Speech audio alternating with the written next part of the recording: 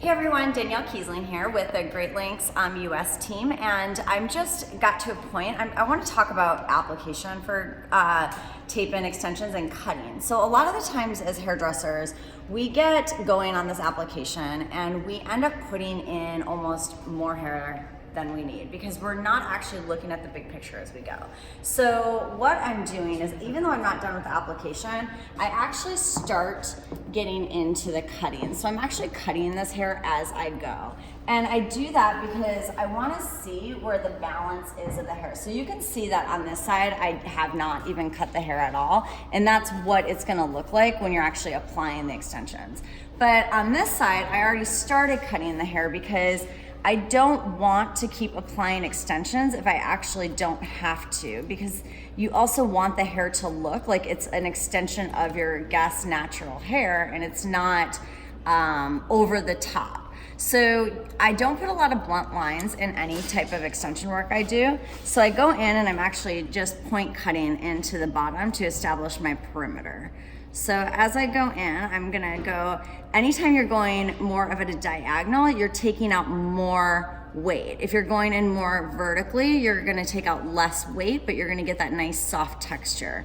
So I'm going in and I'm just gonna get my perimeter going here by coming in vertically with my shears.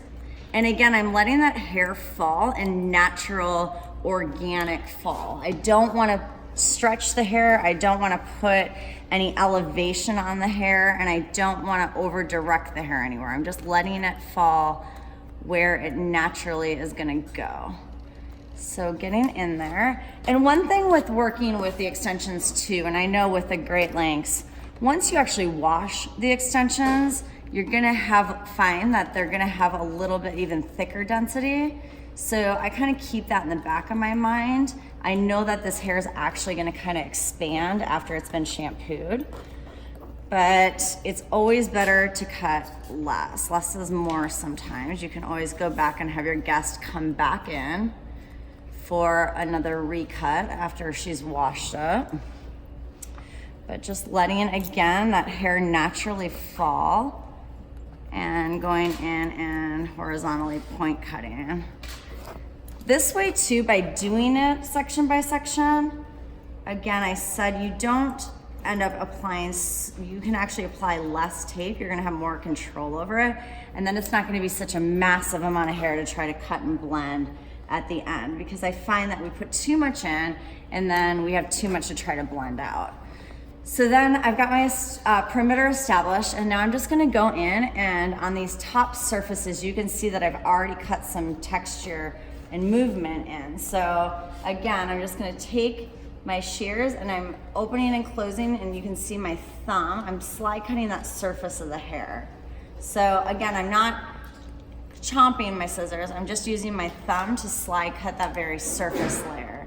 So kind of moving the hair around to see where that density is gonna jump, and opening and closing, slide cutting that surface.